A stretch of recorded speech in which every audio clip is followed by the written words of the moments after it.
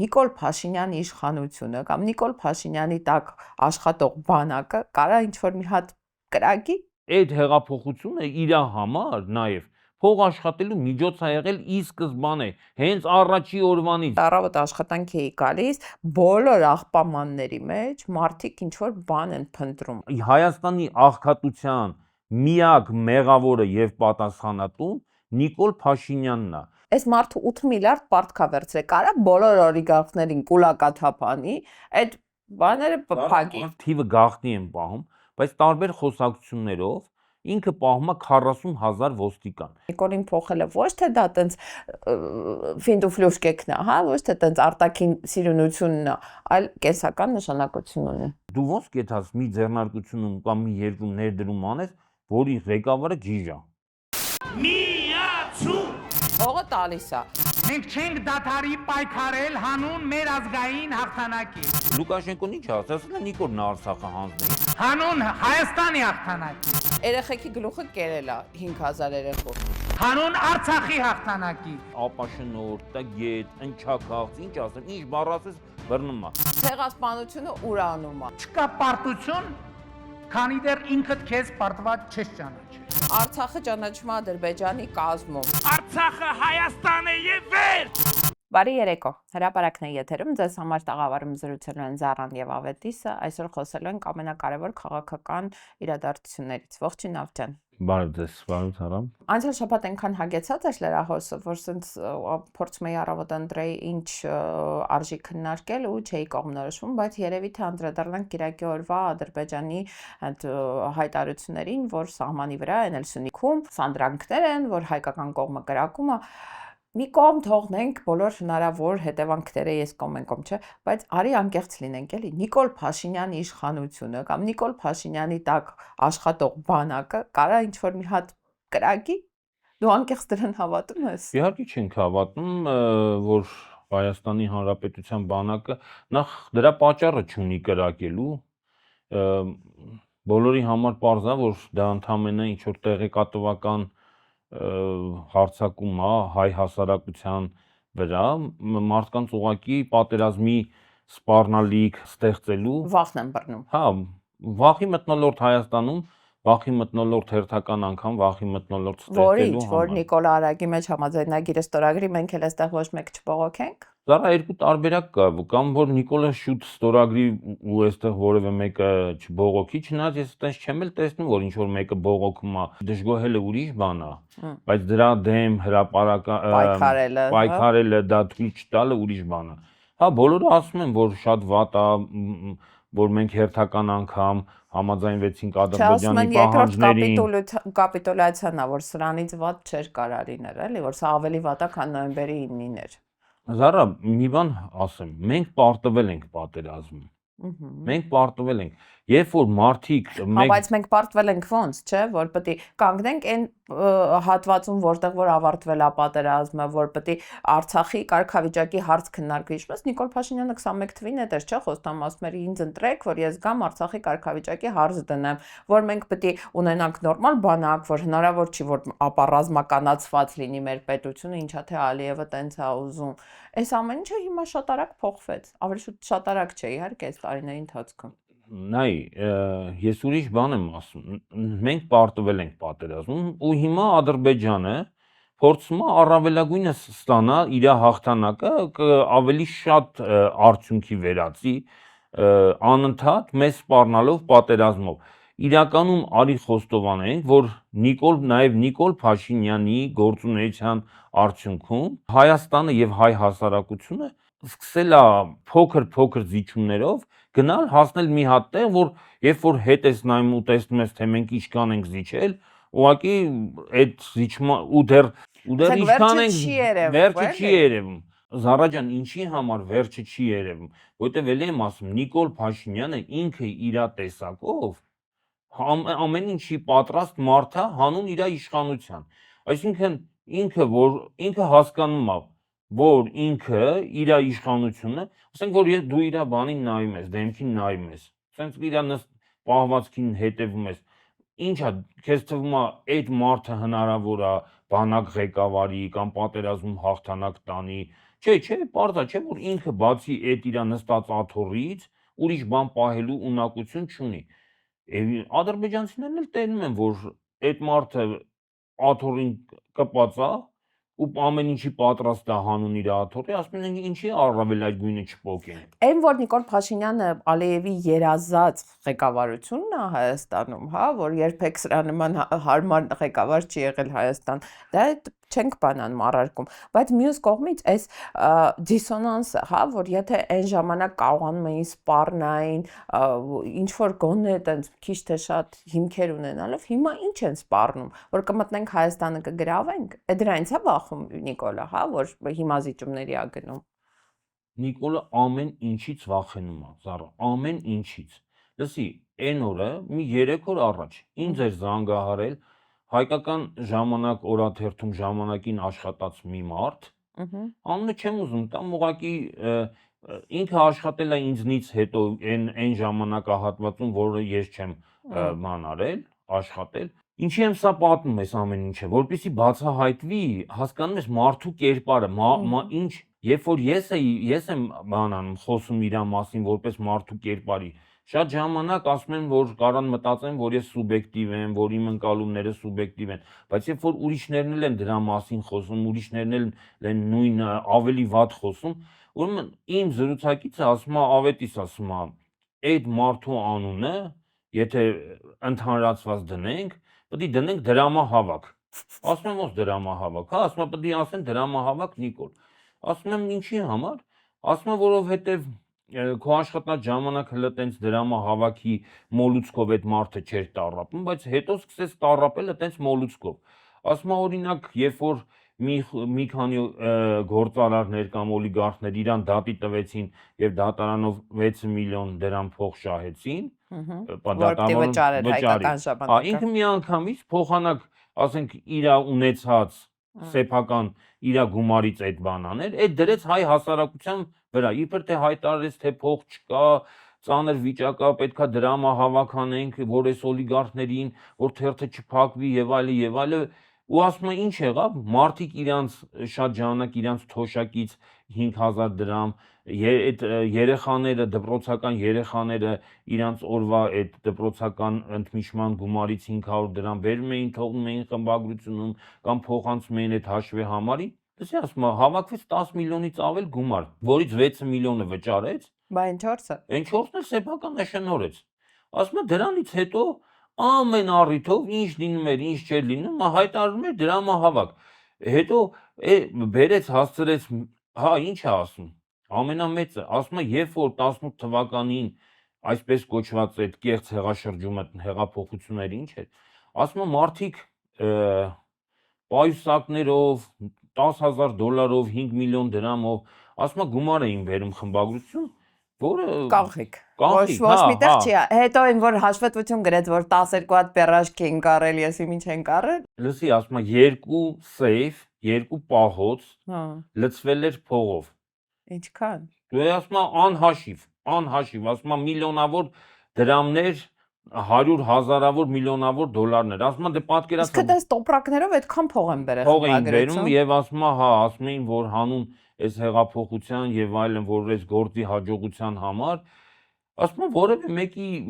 մոտ հետո հարց չառաջացավ, չէ՞, թե այդ գումարը ինչի վրա ծախսվեց։ Վերջը դրանից հետո Նիկոլ Փաշինյանը հայտնվեց իշխանության, չէ՞։ Բա ինչ արին այդ փողերը։ Ապրել վարչապետի աշխատավարձով, չգիտեմ, պետության հաշվին։ Հա, այսինքն չհայտարարվեց էլ, չէ՞, պարշի ինչ եղավ այդ գումարը։ Ասում է մի գիշերվա մեջ եկան այդ գումարները լցրեցին բաների մեջ, ցելոֆանից մեշոկների մեջ, պարկերի մեջ ու տարան իր նշանակած մարդիկ։ Տոպրակներով փող բան արել, հա, ստացել հեղափոխության ժամանակ։ Հա, այդ հեղափոխությունը իր համար նաև փող աշխատելու միջոց է եղել ի սկզբանե, հենց առաջի օրվանից դեռ իշխանությունը չվերցած, այդ մարդու համար այդ հեղափոխությունը Պետք է մեր ընդդիմադիրներին տեղյակ պահել դրա մասին, որ հեղափոխությունը տենց բան շահավետ գործունեություն է, կարող է իրանք էլ տեղից շարժվեն։ Դե լավ, Զարա ջան, հիմի ամեն մարդ չի, որ այդ բարոյական նկարագիրը ունի, որ մարդկանցից գումար շորթի, փող շորթի, իբր թե ցույց տա, որ դա հանրային նպատակների, հանրային շահերի համար է ծառայեցնում, բայց ծառայեցնի սեփական հարստացմանը։ Հիմա հարց է առաջանում, եթե մարդը այդքան փող է ստացել, այդքան շահավետ ա եղել, ինչի է խորժակը չի փակվում, որովհետև այս վերջերս էլի, չգիտեմ, լսել ես թե չէ, 750 միլիոն դոլարի պետական պարտատոմս են տպել, որը մեր վրա է նստելու, էլի 6.5% տարեկան բանով, տոկոսով, մենք բոլորս հետո հետագայում վճարելու ենք, մենք, մեր երեխեքը, այս մարդը ինչ հանում այդքան փողը։ Զարա ջան, նախ այդ փողը ինքը օգտագործում է սեփական իշխանությունը պահելու վրա։ Պարզ է, չէ, որ Հայաստանի տնտեսությունը օր-օրի անկում է ապրում։ Այսինքն դու չես կարող ասես մի հատ ոլորտ, որտեղ մենք տնտեսական զարգացում ունենք, բարգավաճում ունենք, Հայաստանում ոչ գիտություն կա, ոչ կրթություն կա, ոչ արդյունաբերություն կա, ամենամեծ ձեռքբերումը, որը ինքը գնաց իբր թե այդ մասնակցեց ամոթել էր էլի այդ Արարատում ինչ-որ մետաղաձուլական, ասի մետաղի ջարդոնի վերամշակման արտադրամասեր ընդամենը, որի անունը դրել են մետաղաձուլական բան գործարան, չգիտեմ, լսի ամբողջ աշխարհում տարբեր երկրներում, ասենք Վրաստանում, Ադրբեջանում, Իրանում, Թուրքիայում տասնյակ հարյուրավոր արտադրամասեր կան, դա ծիծաղալու բան է։ Բայց ինչի այդ փողգումարների գոնե մի մասը չի գնում տենց տնտեսական աճ ապահովող ընկերությունների արտադրությունների ստեղծմանը։ Ուր է գնում այդ փողը։ Զարա ջան, դրա համար նախ պետք է պետությունը երկրում ստեղծի անվտանգության միջավայր։ Օրինակ, մինչև 18 թվականի իր իշխանության գալը Հայաստանում մեծ թափով նոր ընկերություններ էին ստեղծվում, այդ թվում նաև արդյունաբերության ոլորտում, թեթև արդյունաբերական բազմաթիվ ձեռնարկություններ էին ստեղծվում։ Նույնիսկ սենց մի հատ բան կար, մարդիկ ասում էին, որ գործը աշխատողի խնդիր կա, քննարկում էին հարցը, որ օրինակ Բանգլադեշից, ոչ թե Երևանի, Բանգլադեշ թաղամասից, այլ Բանգլադեշ պետությունից, որտեղ բանը աշխատավարձերը ցածր են, բայց մարդկանց արտադրողականությունը բավականին բարձր է։ Թույլ տան, որ ասենք մի քանի 100, մի քանի 1000 աշխատողներ բերենք, որոնք կարողանային, ասենք, կարել։ Կարի մեքենայով ինչ որ բան հագուստ օրինակ հագուստ արտադրեն։ Բայց մի երկրում, որտեղ չկա բան, կայունություն, չկա ապահովություն, ու մի երկրում, որտեղ վարչապետը Նիկոլ Փաշինյանն է, չի կարա այդ երկրում զարգացում լինի, չի կարա։ Զարա, երբ որ դու գիտես, ասենք հիմա ինչ ասեմ, հաշվենք Հայաստանը մի հատ ձեռնարկության նմանացնենք, ասենք դու ոնց կեթաս մի ձեռնարկությունում կամ մի երկրում ներդրում անես, որի ղեկավարը գիժ է։ Չգիժ է, էլի բառից բուն իմաստով adekvat չի։ Կամ այսօր մի բան ասում, վաղը լրիվ հակառակ։ Հա, ու գիտես ինչ կար ասի, հա, բա տենց էլ պետքա լինի, պետք է նոր հարմարվող իրականություն, նոր պայմաններ, փոփոխվող աշխարհի եւ այլն։ Փոփոխվող աշխարհի հետ Հիմա այս մարդը քանի միլիարդի արտաքին պարտքը ավելացրել է իր 7 տարի իշխանության լինելու ընթացքում։ Ասի մեր արտաքին պարտքը 18 թվականին, արտաքին պարտքը չէ, արի սենց ասենք, պարտքը, որտեղ նաև ներքինն է։ Հա, ներքին պարտ կա, բան կա, ի վերջո մեր համար սովորական շարքային քաղաքացու համար պարտքը արտաքինա թե ներքինա մեծ հաշվով տարբերություն չկա, որովհետև ես մի անգամ ասել եմ, այդ ներքին պարտքի մի մասն էլ է իրականում արտաքին պարտ, որովհետև այդ բանկերին է պարտ, որ իսկ բանկերի սեփականատերերը օտարերկրացիներ են։ Հիմա այս տարվա վերջին Հայաստանի արտաքին պարտքը հասնելու է 14 միլիարդի, 6-ից 14, 8 միլիարդ 7 Ինչ արել 8 միլիարդ դոլար։ Կերել է։ Այդքան հնարավոր չի ուտել։ Ոնց հնարավոր չի։ Գնա իրան հարցը կասի ախպեր 80 էլ լներ 800 միլիարդ էլ լներ կուտեի։ Մի տրիլիոն հենց իմի բերեք, թե մի ժամվա մեջ չուտեմ, ինչ ուզում եք ասեք։ Դա հələ գնա իրան հարցը դա։ Թոշակ չի բարձրացել, որովհետև ասես թոշակ բարձրացնելու համար, եթե ամբողջ ես իմ ինչը փոխեմ, չգիտեմ, բոլոր ծառայողական մեքենաներից հրաժարվեմ, մեկա թոշակը չեմ կարա բարձրացնեմ։ Բազային աշխատավարձները մինիմալ են բարձրացել, որտեղ էլ որ բարձրացել են մուխլյոժները, չէ, չգիտեմ, պետք է ուսուցիչը գնա քննություն հանձնի, որ ես իմ ինչքանով իր աշխատավարձը բարձրանա, նույնն է ՊՆ-ի աշխատողներին։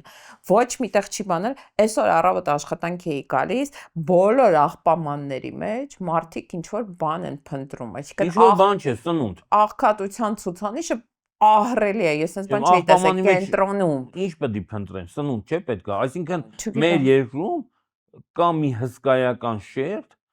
որոնք սոված են, ուղղակի սոված։ Հիմի որ իրան հարցնես, կասի այդ մարդիկ չեն ուզում կրթվեն, չգիտեմ, սենց ինչ որ բաներ կխոսա, ինչ որ իբր իր խելքով բացատրություն կգտնի, թե ինչու են նրանք աղքատ, թե ինչու են։ Ես մի բան կարամ ասեմ, Հայաստանի աղքատության միակ մեղավորը եւ պատասխանատուն Նիկոլ Փաշինյանն է եւ իրան շրջապատող այդ նախարար падգամավորները միակ այդ մարդկանց ցանկացած մարդու սովածության, անապահովության, աղքատության մեղավորը Նիկոլն է։ Այդ մարդը, որը աղբամանից հաց է հավաքում, ինքը պետքա հստակ իմանա, որ իր բերանի հացը խլել է Նիկոլ Փաշինյանը։ Ինչի է խլել, Զարա ջան, երբ որ դու քո երկրում արտաքին պարտքը հասցնում ես 14 միլիարդի, դու այդ մարդու ցանկացած մարդու ունեցվածքից խլում ես գումար, որպեսզի վճարես սպասարկումը, տոկոսները եւ սպասարկես այդ պարտքը։ Եթե մարդու եկամուտը, ասենք $10,000 է, տարեկան, չէ, ենթադրենք։ Դու իրանից խլում ես ինչ որ X գումար, իրան մնում է որոշակի գումար հլը ապրելու, բայց եթե մարդու տարեկան եկամուտը $2-3,000 է, ու դու իրանից խլում ես այդ $2-3,000, իրան որևէ բան չի մնում։ Նիկոլ Փաշինյանը մարդկանց սովի է դատապարտել, սովի։ Այսինքն հարկերը ավելացնում է, գույքահարկը, աղբանության հարկը, չգիտեմ, Երևանում մեքենաների ավտոկայանելու այդ վճարները ավելացնում է։ Բոլոր տեսակի շրջանառության հարկը կրկնապատկել է, բոլոր մանր բիզնեսներին դա խփել է։ Այդ ամեն տեղից փողը քաշում է, դրսից փողը պարտքով վերցնում է, հիմա էլի $750 միլիոն է վերցրել, իսկ ընդհանուր 8 միլիարդ է վերցրել, ու այդ փողը չի գնում անապահով խավին, չի գնում տնտեսության զարգացման, այո, չի գնում ինչ որ նոր ձեռնարկություն, գործարան, չգիտեմ ինչ աշխատացնելուն կան կառուցելուն։ Ես անկեղծ չեմ ասում, պարգևա վճարա տալիս։ Զարա ջան, նախ այդ իշխանությունը պահելը դա գին ունի։ Մենք այն օրը, որ էլի խոսել ենք, ինքը պահում է մոտավորապես թիվը գաղտնի են պահում, բայց տարբեր խոսակցություններով ինքը պահում է 40,000 ոստիկան։ Երբ որ ինքը տեղաշարժվում է, ամբողջ երկայնքով, ասենք գնացել է Գյումրի, ասենք հայ մարդու վրա, Հայաստանի հասարակության վրա, Նիկոլ Փաշինյանի ամեն մի կիլոմետր գնալը, տեղ գնալը, մի կիլոմետր գնալը, դա միլիոնավոր դրամների ծախս է, որովհետև այդ ոստիկանները աշխատավարձ են ստանում, այդ մեքենաները սպասարկվում են, այդ մեքենաները բենզին են լցվում, չգիտեմ, 1000 ու մի բան, հասկանում ես, այսինքն 8 միլիարդ չի էլի։ Զարա ջան, 8 միլիարդ չի, բայց հիմա այդ 8 միլիարդի գաղտնիքը խոսանք։ Այդ որ դու ասում ես 750 միլիոն դոլարի պարտատոմս են փորձում տեղաբաշխել Եվրոպայում։ Ինչ է նշանակում պարտատոմս 6.5% տարեկան բանով։ Նախ մի բան ասեմ, ես հələ չգիտեմ էլ այդ պարտատոմսը ծախվել է, թե չի ծախվել։ Չէ, պետք է բորսայում տեղադրեն Գերմանիայում։ Նայ, ինչա բորսան։ Երբ որ դու քո պարտատոմսերը ասում ես, ես խնդրում եմ ինձ պարտք տալ։ Պարտատոմսի իմաստը պարտավորվում եմ ինչ որ տարիների ընթացքում այդ պարտքը փակել։ Ենթադրենք 5 տարում կամ 10 տարում։ Ասում եմ, ես պատրաստ եմ ինձ պարտք տվողներին տալ 6.5% տարեկան եկամուտ այդ պարտքի դիմաց։ Երբ որ, բայց Հայաստանը, քանի որ Նիկոլ Փաշինյանն է ղեկավարում, որևէ adekvat ներդրող ինքը չի 6.5%-ով պարտք չի տա Հայաստանը։ Այսինքն 5 տարի հետո կարող է Հայաստանը լինի, կարող է չլինի։ Ով է այդ պարտքը փակվելու։ Իհարկե, հա։ Կարող է Հայաստանից մենակ Երևանը մնա։ Ուզում եմ ասեմ, դեռ հարց է, թե այդ պարտատոմսի իրական գինը ինչքան կդառնա։ Այսինքն ով կարող առնի դա։ Դու պատկերացնես, ասենք նույն թուրքական ու ադրբեջանական, չգիտեմ, բաներով, փողերով այդ պարտատոմսերը գնվեն։ Ախր հարցը ադրբեջանական ու թուրքական փողը չի։ Հիմա այդ 6.5%-ը բորսայում կարա դառնա 10%։ Այսինքն անընդհատ, երբ որ դու մի ապրանք ես ծախում ու գնորդ չկա, այդ ապրանքի գինը անընդհատ գցում ես։ Դրամի դեպքում, երբ որ դու պարտք ես վերցնում, ճիշտ հակառակ տրամաբանությունն է։ Երբ որ դու ուզում ես մեկից պարտք վերցնես, ասում ես ես քեզի 6.5%, հա, պետքա ստիպված տոկոսը շատ տաս, որ ասենք դա որ գնա։ վարկային պատմությունը լավը չի լինում, չէ՞, քեզ ցածր տոկոսով վարկ չեն տալիս, չէ՞։ Գնում ես այն փողոցներում են կրպակներից վերցնում ես տարեկան 24% բանով տոկոսով վարկ, որ կարողանաս փողոց ստանաս։ Հիմա գալիս ենք հաջորդ հարցին։ Ինչ է անում Նիկոլ Փաշինյանը այդ պարտքը։ Ինքը այդ պարտքը վճարում է իր նախորդ վերցած պարտքերը, այսինքն ինքը Հայաստանը դրել է մի հատ այնց կոլապսի մեջ, մի վարկից հանում է, մյուս վարկն է մտնում։ Հա։ Այսինքն դաժե երկից չի մտնում այդ փողը, փաստացի սենց բումերանգով գնում է։ Իհարկե։ Չի բացառվում, որ հենց այդ բանը շատ ժամանակ հենց պարտքատերերը իրանք էլ առնում են իրանց պարտքը։ Որպեսզի լսի, որովհետև եթե Հայաստանի պարտքը չառնեն, Հայաստանը կարա սնանք ճանաչվի։ Եվ եթե սնանք ճանաչվի, ասեն օրինակ ասեն փող չկա, Հայաստանը փող չունի, որ վճարի։ Դեֆոլտ անեն, ասենք ոնց որ 90-ականներին Ռուսաստանում եղավ։ Հա, ու այդ ժամանակ պրոստը ասենք Նիկոլ Փաշինյանի մեր բոլորի բանկերում ունեցած ավանդները կվզրանան, ասենք դրամը կդառնա, չգիտեմ, $1 կարժենա ոչ թե 400 դրամ, այլ կարժենա, չգիտեմ, 4000 դրամ, ահա։ Ու կստացվի, որ թոշակառուն ստանում է, ասենք ենթադրենք, եթե հիմա ստանում է 35000 դրամ, ստացվի, որ ստանում է 3500 դրամ։ Այսինքն կյանքի կենսամակարդակը Հայաստանում այնքան միանգամից կտրուկ անենց անկում կապրի, որ ուղղակի այդ քո ասած կարտագաղթենք երկրովի կմնա դատարկ։ Կամ կարտագաղթենք, կամ մասսայական սով կսկսվի, մասսայական այդ որ ասում ես 3 մարդեր քչփորում բանը, աղբամանը, ասենք ամեն աղբամանի մոտ հերթ կլինի, 5 մարդ կլինի, 10 մարդ կլինի։ Բայց ինչ-որ մեկը պետք է այդ աղբաման աղբ գցի, որ Դա էլ կա։ Դե դրա համար սովամահություն ասեցի, կարա նաև սովամահությունն լինի։ Նիկոլի առանձնատների մոտերի աղբամանները կլինեն միայն լցված։ Այսինքն, որ այս թեման նորից ընդհանրացնենք, Նիկոլ Փաշինյանը այդ պարտքը վերցնում է մի պատճառով։ Իր իշխանությունը պահելու համար, որ վերը նկարագրված սցենարը տեղի չունենա։ Վերջ։ Պարզ է, որ մի պահի այդ ամեն ինչը տրաքելու է, այսինքն Հայաստանի պարտքը մի հատ նենց մակարդակի է հասնելու, որ էլ ոչ մեկ չուզենա վերաֆինանսավորի այդ պարտքը, բան, ու Հայաստան հողն էլ տանք պարտքը չկարողանա փակել։ Բայց դե ժամանակ Նիկոլ Փաշինյանը որ ասում է արդեն տունն է վարկի տակ, էլի, որ արդեն տունն էլ պետք է տաս, որ պրծնես։ Հիմա մեր տունը վարկի տակ է։ Մեր տունը Հայաստանը վարկի տակ է։ Բայց Նիկոլ Փաշինյանը ոնց որ ցանկացած խարդախ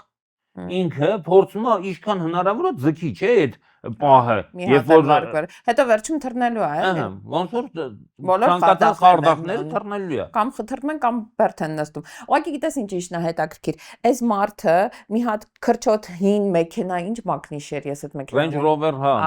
Ես իմ 10 քանի թվի, տոլի 20 թվի մեքենան պետությանը տալու փաստը դարձնում է, ուռճացնում է, ամբողջ աշխարհով հայտարարում է, բայց որ ինքը $750 միլիոն պարտք է ուզում վերցնի, դրա մասին լռում է։ Դե որովհետև չէ, դե որովհետև տրամաբանական հարց է առաջանում։ Եթե դու այսպես ասած կոպեկ առ կոպեկ, չգիտեմ, հատիկ առ հատիկ, քեբաբ առ քեբաբ վերադարձնում ես պետբյուջե, ուրեմն պետք է այդ արտաքին պարտքի անհրաժեշտությունը չլներ։ Պետք է փակվես այդ պարտքը։ Բայց դու ընդհակառակը տարեկան 2-3 միլիարդով ավելացնում ես առնվազն միջինը 1.5 միլիարդով ավելացնում ես մեր արտաքին պարտքը։ Անընդհատ ավելացնում ես մեր արտաքին պարտքը։ Այսինքն ստացվում է, որ դա պրոստը ուղղակի բան է, հասարակության աչքերին թոզ փչելու, մարդկանց խաբելու միջոց է։ Իրականում դու եւ քո շրջապատը հարստանում եք աննախադեպ չափերով, իսկ հայ հասարակությունը աղքատանում է նույն բանով, հարաբերակցությամբ, ոնց որ դուք եք հարստանում։ Ճիշտ հակառակ հարաբերակցությամբ։ Հիմա որ իրան ասում են նախկին թալանչիներից փողերը հավաքի, չէ, լցրու բյուջեը պետությունը շենացրու։ Հիմա հնարավոր է Հայաստանում հարուստ մարդկանցից $8 միլիարդ հավաքել։ Եթե ասենք մինչև վերջին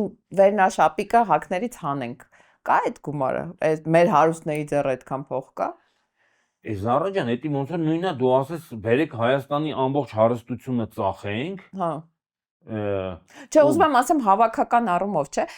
Նիկոլի ինտրողը ինչ է մտածում, ասում է, ես վատ եմ ապրում, որովհետև այս ինչ օլիգարխը շատ փող ունի։ Այ որ այդ ինչ օլիգարխի բոլոր ունեցվածքը ձեռից առնեն, դնեն պետության մեջ, ինձ թոշակս կբարձրանա, նպաստս կբարձրանա, աշխատավարձս կբարձրանա, կա այդ փողը։ Այս մարդը 8 միլիարդ պարտքա վերցրել, կարա բոլոր օլիգարխներին կուլակաթափանի, այդ բաները Զարա մարդկանց թոշակն ու աշխատավարձը դա միանգամյա process չի, չէ, դա ամեն ամիս է։ Որպեսզի երկրում մարդիկ ամեն ամիս բարձր թոշակ, բարձր աշխատավարձ, բարձր եկամուտ ստանան, հնարավոր չի այդ հարցը լուծել սլելով։ Բարձր աշխատավարձ։ Այդքան չունեն էլ որ խլես, ասենք, բայց լավ մի անգամ սաղ իրարը թող չգիտեմ, 1 միլիարդ ունենան։ Զարա ջան, լավ մի անգամ խլեցիր, մի անգամ բաժանեցիր, հետո բարձր եկամուտ ունենալու համար պետքա որ երկիրը ավելացված արժեք ստեղծի։ Բայց քանի որ Նիկոլ Փաշինյանը ոնց որ մենք սկզբից խոսացինք, գյուղատնտեսությունն էլ վերացրեց։ Ինքը սովոր է մենակ հող հավաքելու, ասում է, այդ մարդը ինձ զանգված մարդը, ասում է, այդ մարդու անունը պետք է դնեն դրամահավաք։ Դրամահավաք Նիկոլ, որովհետև այդ մարդ ինքը չի Հողատու դնենք, դրամահավաք դնենք, դավաճան դնենք, կապիտուլյան դնենք, ազգակործան դնենք, ազգադավ դնենք, թուրքահպատակ դնենք, ադրբեջանացառա դնենք, չկանենք սաղ էլ դնենք, ոչ մեկ էլ չի բանանում, մեկը մյուսին հակասում։ Ու բոլորը իր մասին է։ Կապիտուլյանտն ու օրինակ փողահավաքը, դրամահավաքը իրար ինչ է հակասում կամ կապիտուլյանտն ու դավաճանը ինչ։ Համ կապիտուլ, թշնամուց այդ փողերը վերցնի։ Բայց ինչի թշնամին ինչ է հիմարա, որ պետք է իրան փող տա։ Բայց ինչի տա փող։ Այն ժամանակ ասում էին, չէ, Արցախը 5 միլիարդով պատրաստ են առնել։ Այդ գոնե տենց աներ։ Իսկ աղա առելա տարելա, չգիտեմ, Բա կարող է, եթե դրամահավաք Նիկոլնա կարա եւ ծախածել լինի, բայց ինչի պետք է չծախի։ Այդ մարդը Որտեւ իր երեխեքը ստեղ ապրելու են, իր աթոռները 4 երեխա ունի, էլի։ Դե իհարկե չեն ապրելու, լսի, իհարկե չեն ապրելու։ Ես իմը չգիտեմ էլ հիմա ապրում են, թե չեն ապրում։ Դու ինչ գիտես, ապրում են, թե չեն ապրում։ Արի ուրիշ բան ասեմ։ Երբ որ մարդիկ ասում են երկիրը զարգանա, լսի, այս մարդը մինչև հիմա երկրի զարգացման որևէ կոնցեպտ չի ներկայացնում։ Օրինակ Հայաստանը ինչ պետք է անի, որ օրինակ իրական Հայաստան պետք է լինի։ Չէ, նստում է խոսում է, չէ, իրական Հայաստան 29740 կրթվել է։ Լսի, միտեղ որ գնաց ասես, հարցնեն, ասեն ձեր երկրի վարչապետը ով է, ասենք ասում ես ուզում ենք մեր երկրում ներդրում անենք, բան, փող կտակ, բերեք իրար հետ Հայաստանում ինչ որ բիզնես անենք, ասեն ձեր երկրի վարչապետը ով է, ասես Նիկոլ Փաշինյանն է, ասի բա էկոնոմիկայի նախարարը, տնտեսության նախագահը, ասես Գևորգ, ախպեր կամաչես, չէ, ասես կասեն ախպեր, բայց ես եկես։ Դե հույս ունենաս որ չեն ճանաչում։ Ոչ բան չեն ասել Հայաստանի տեղն էլ քարտեզի վրա չեն պատկերացնում։ Չէ որ չճանաչեն էլ կհետաքրքրվենք իմանան։ Լսի միտեղ որտեղ տնտեսության ղեկավարը, այսպես ղեկավարը չէ՞ էլի, իբր այդ տնտեսական քաղաքականություն մշակողը եւ իրականացնողը Գևորգ Պապոյանն է։ Լսի դա տնտեսություն չի կարա լինի։ Ասել ես վերջերս ինչ որ տան սենսացիոն բան է։ Դե սենսացիոն բան է, որ ասել էր Հայաստանի արտաքին պարտքը 6 միլիարդ է, թե ինչ է։ Իբր թե ուզեցել էր բանը Հայաստանի պարտքը բաժանել իրանց խելքով, որպեսզի այդ թիվը շատ մեծ չհնչի, 12 կամ 14 միլիարդը, արտաքին ու ներքին պարտքը իրարից կիսեն ու դա առանձին ներկայացնեն։ Ոնց որ ես ունենամ $10,000 պարտք, չէ, $10,000 վարկ ունենաս, $10,000 էլ հարևանիցդ վերցրած լինես պարտքով։ Չէ, ես ուրիշ տարբերակ էի ուզում ասել, ասեի 5,000 քեզ պարտք կլինեմ, կես 5,000 էլ մանվելին պարտք կլինեմ։ Ասեմ չէ, իմ պարտքը 10,000 չի, ես զառային պարտք եմ 5,000։ Բա մեկը կհարցնի, բա մանվելի պարտքը, չէ կհարցնի, չէ։ Մանվելը մեր օպերատորն է։ Հա,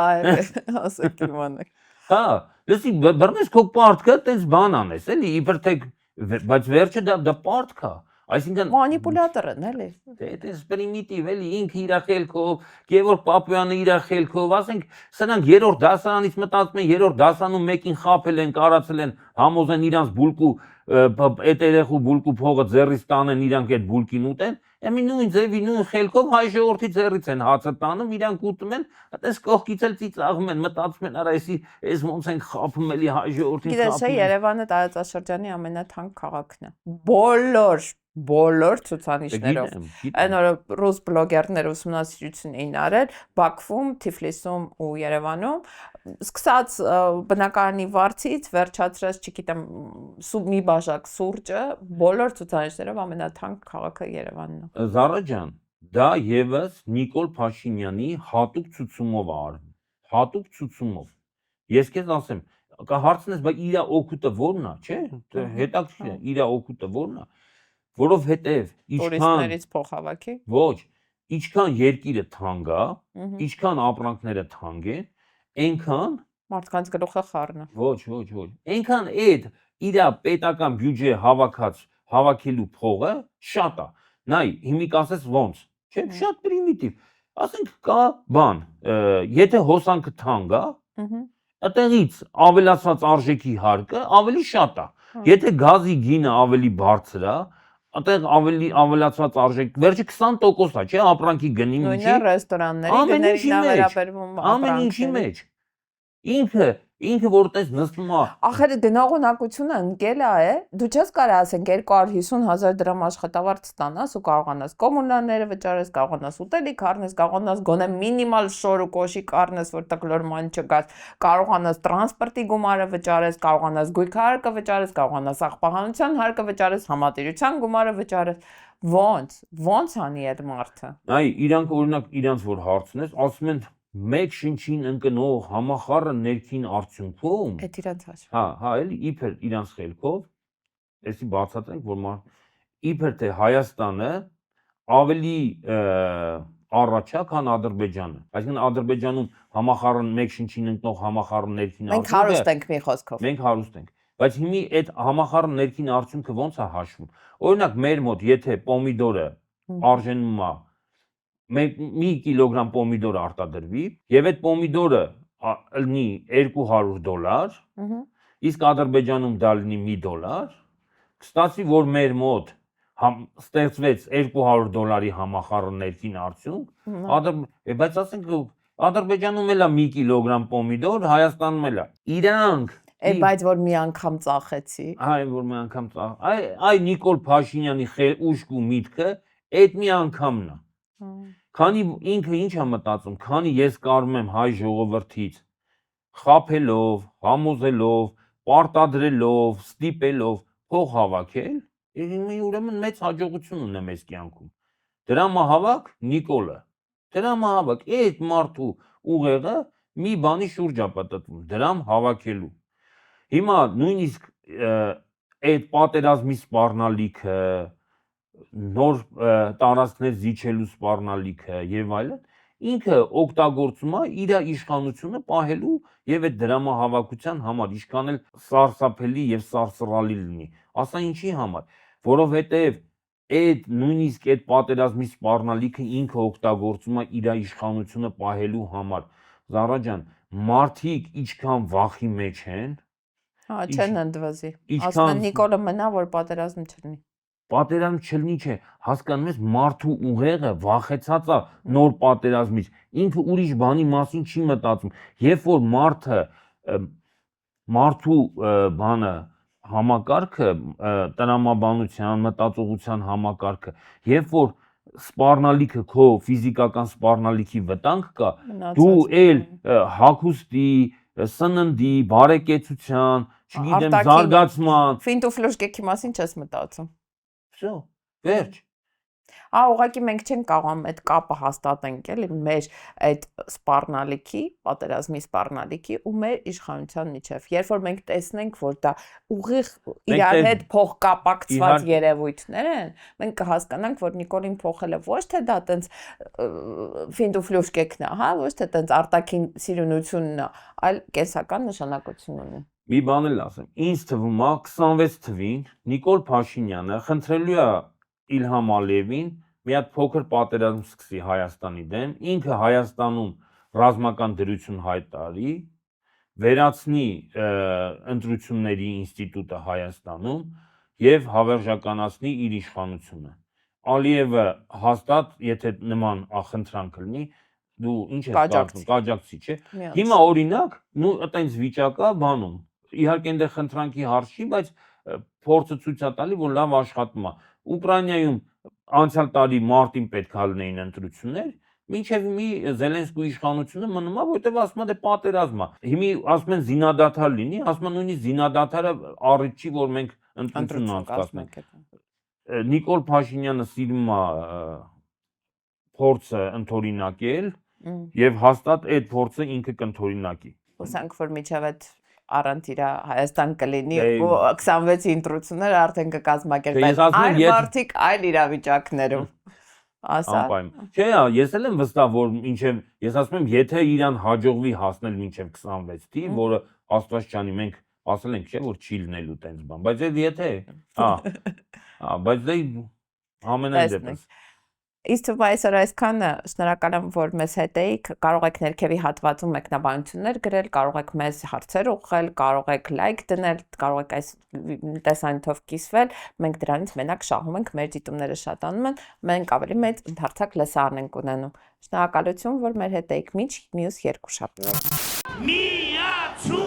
Հողը տալիս է։ Մենք չենք դադարի պայքարել հանուն մեր ազգային հաղթանակի։ Լուկաշենկոն ինչ ասել է Նիկոլն Արցախը հանձնել։ Հանուն Հայաստանի հաղթանակի։ Երեխեքի գլուխը կերել է 5000 երեխու։ Հանուն Արցախի հաղթանակի։ Ապաշնորհ, տգետ, ընչակաղց, ինչ ասեմ, ինչ բառ ասես բռնում է։ Ցեղասպանությունը ուրանում է։ Չկա պարտություն, քանի դեռ ինքդ քեզ պարտված չես ճանաչել։ Արցախը ճանաչում է Ադրբեջանի կազմում։ Արցախը Հայաստան է եւ վերջ։